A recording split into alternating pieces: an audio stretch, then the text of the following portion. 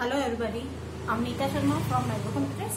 आइए हम जल्दी सीखने के लिए या इजी वे में सीखने के लिए हम आगे बढ़ते हैं अपने एक अगले प्रोग्राम में। तो हम देखते हैं कि सी में आसानी से एक छोटा सा प्रोग्राम हम किस प्रकार से बना सकते हैं। मेरी कोशिश यही है कि आप बहुत आसानी से प्रोग्राम बनाना सीख जाएं। तो मुझे उम्मीद है कि आपने अपने मोबाइल में ऐप जो है सी कोडिंग ऐप डाउनलोड कर लिया होगा, मतलब इंस्टॉल कर लिया होगा। यदि नहीं किया है तो आप जल्दी से कर लें, क्योंकि आप मोबाइल पे इसको आसानी से सीख पाएंगे। फिर धीरे धीरे आप कंप्यूटर पे भी सीख लेंगे। अभी आपको कंप्यूटर पे प्रारंभ में करने में थोड़ी परेशानी भी आ सकती है। और दूसरी बात यह है कि कंप्यूटर पे जो है हमें एग्जैक्ट टाइम पर या हमारी सिचुएशन के हिसाब से बैठना होता है। मोबाइल पे हम कभी भी कहीं भी बाहर भी हो तो भी हम मोबाइल पे हम काम कर सकते हैं, सीख सकते हैं। और अब इतनी अच्छी फैसिलिटीज उपलब्ध हो गई हैं कि आप प्रोग्रामिंग जो है मोबाइल पे भी कर सकते हैं, सीख सकते हैं। छोटी मोटी प्रोग्रामिंग आप मोबाइल पे आराम से कर सकते हैं। तो इसलिए जल्दी से आप मोबाइल में एक ऐप इंस्टॉल कर लीजिए, डाउनलोड कर लीजिए। कोई सा भी ऐप आप ले सकते हैं। सी कोडिंग लर्निंग ऐप आप प्ले स्टोर पे लिखें और वहां से आप कोई सा भी ऐप जो आपको अच्छा लगे वो इंस्टॉल कर लें। जैसे कि मैंने इसमें सी कोडिंग ऐप किया हुआ है। वैसे मैंने सी प्रोग्रामिंग भी किया हुआ है, सी कंपाइलर वो भी किया हुआ है, लेकिन मुझे ज्यादा अच्छी स्क्रीन इसकी लग रही है, कंफर्ट लग रहा है थोड़ा सा, इसलिए हम इसमें कर रहे हैं। तो जैसे कि मैंने आपको बताया था, हमें 4 पंक्तियां याद करनी है और अभी वो 4 पंक्तियां अच्छे से याद हो गई हैं तो हम बहुत आराम से प्रोग्राम बना लेंगे। तो हमारी 4 पंक्तियां जो है वो अच्छे से आप रिपीट करें।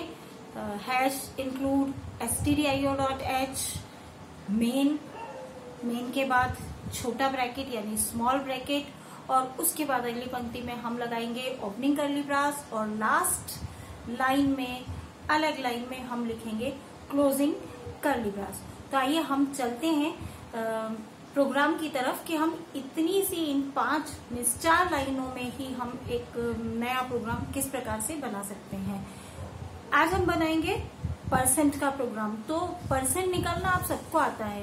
यदि आपसे पूछा जाए कि आपके 10th में परसेंटेज कितनी थी, या आपके फ्रेंड्स की 10th में 11th 12th में परसेंटेज कितनी थी, तो आप किस प्रकार से निकालेंगे? स्वाभाविक है, परसेंट का फॉर्मूला आप लगाएंगे और फिर उस फॉर्मूले में अपने मार्क्स को रखकर देखेंगे और फिर आप जो है परसेंट निकालेंगे। तो मुझे उम्मीद है आपको प्रतिशत निकालने का फॉर्मूला याद होगा अच्छी तरह। प्रतिशत निकालने का फॉर्मूला होता है हमारा obtain marks divide by total marks into 100, या हिंदी में हम बोले तो प्राप्तांक बटा कुल अंक और मतलब गुणा 100। तो बिल्कुल बस इस फॉर्मूले को हमें लिखना है और इस फॉर्मूले में हमें वैल्यू रखनी है, जैसे कि हम कॉपी में रखते हैं, और हमारा प्रोग्राम तैयार है। तो चलिए चलते हैं। हम मुश्किल से बहुत कम समय में हम बहुत आसानी से प्रोग्रामिंग सीख सकते हैं। आइए देखते हैं। तो आइए हम अपने कोडिंग सी ऐप की तरफ चलते हैं। और जैसे कि हमने कहा था हमें अपनी 5 पंक्तियाँ याद करनी है, तो उन 5 पंक्तियों को हम तुरंत लिख देते हैं।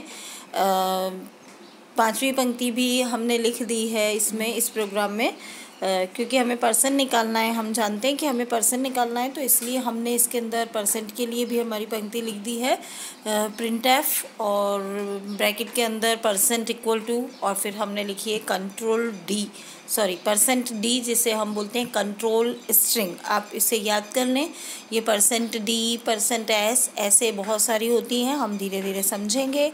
तो ये हमारी होती है कंट्रोल स्ट्रिंग, जिसको कि इस तरीके से प्रिंट स्टेटमेंट के साथ प्रयोग किया जाता है।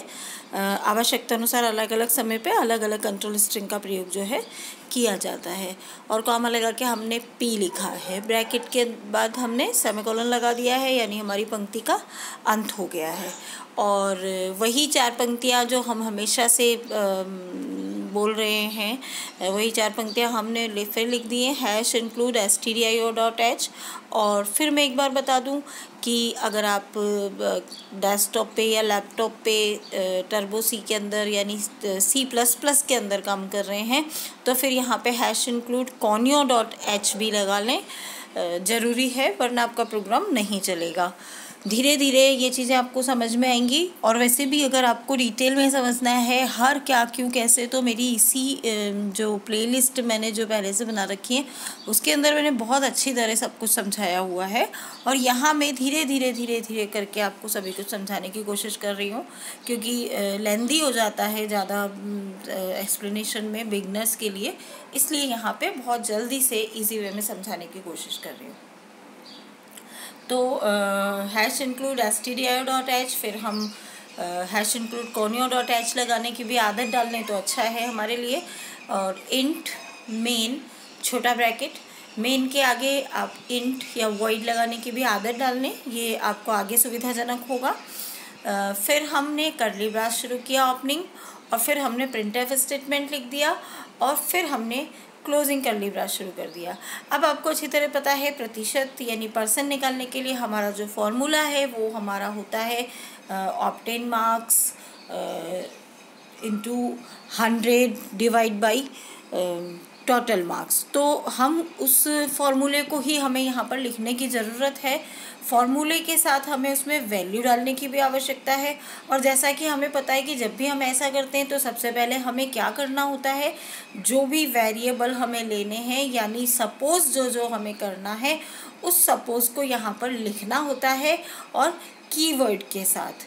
तो यहाँ पे हम वो किस प्रकार के डाटा हम उसमें डालेंगे, तो स्वाभाविक है हम न्यूमेरिक डाटा ही डालेंगे। और न्यूमेरिक में भी मैं यहाँ पे अभी जो है पूर्णांक वाला डाटा डालूंगी, यानी राउंड फिगर वाला डाटा डालकर इस प्रोग्राम को बनाऊंगी ताकि आपको असुविधा ना हो। और फिर नेक्स्ट प्रोग्राम में मैं इसमें थोड़ा सा चेंज करके भी आपको बताऊंगी। तो इसलिए हम सबसे पहले हमें क्या करना होता है, कैलकुलेशन वगैरह कुछ भी करनी है, न्यूमेरिकल अगर वर्क करना है हमें इस तरीके का, तो हमें क्या करना होता है, डिक्लेरेशन करना होता है। तो आइए हम डिक्लेरेशन करते हैं। डिक्लेरेशन के बाद स्वाभाविक है हमें वैल्यू देनी होती है, यानी इनिशलाइजेशन करना होता है। इनिशलाइजेशन यानी वैल्यू देना या प्रारंभिकरण या मान देना। तो हमें उसके लिए क्या पंक्तियाँ लिखनी होती है और कहाँ लिखनी होती है, कर्ली ब्रास के अंदर हमें लिखनी होती है। तो देखिए मैं उन चीज़ों को यहाँ पे लिख देती हूँ। ये देखिए हमने डिक्लेरेशन कर दिया है, हमने 3 वेरिएबल लिए हैं और कंपाइलर से कहा कि आप 3 नामों से स्थान बना दें मेमोरी में। एक नाम हमने P लिया है परसेंट के लिए, एक हमने ऑब्टेन के लिए O लिया है और टोटल के लिए T लिया है। और स्वाभाविक है कि उसके बाद हमें वैल्यू देने की ज़रूरत है। तो हम यहाँ पे प्रारंभ में स्टैटिक इनिशियलाइजेशन कर देते हैं, स्थिर रूप से मान प्रदान कर देते हैं। फिर बाद में हम इसको डायनेमिक इनिशियलाइजेशन के साथ भी करके देखेंगे। तो स्टैटिक इनिशियलाइजेशन में हमने मान फिक्स कर दिया है, ऑब्टेन मार्क्स हमने 600 रख दिए हैं, T = हमने 1000 रख दिया है। और फिर हमने नेक्स्ट लाइन में P के अंदर कैलकुलेशन कर दी है। P = देखिए यहाँ परसेंट निकालने के लिए आपको लिखने का तरीका कुछ इस तरीके से रखना होगा, ब्रैकेट में ऑब्टेन मार्क्स यानी O × 100 ब्रैकेट के अंदर हो जाएगा और डिवाइड बाई T सेमीकोलन। और फिर हमने इसको प्रिंट करवा लिया है। तो देखिए हमारा प्रोग्राम इतनी जल्दी बनके तैयार हो गया है। हम इसको रन कराते हैं तो आप देखेंगे कि ये हमारा प्रोग्राम रन हो गया है और आप देख सकते हैं कि % = 60 लिखा हुआ आ रहा है। तो ये अब आपने परसेंट निकालना भी सीख लिया है। और ऐसे ही धीरे धीरे हम बहुत कुछ इजी वे में सीखेंगे। यदि मेरी वीडियोस आपके लिए उपयोगी हों और अच्छी हैं, आपको लग रही हैं कि सीखने में आसानी आपको है, तो प्लीज़ लाइक करें, कमेंट करें, शेयर करें और मेरे चैनल को सब्सक्राइब करना ना भूलें। Okay, bye, thank you.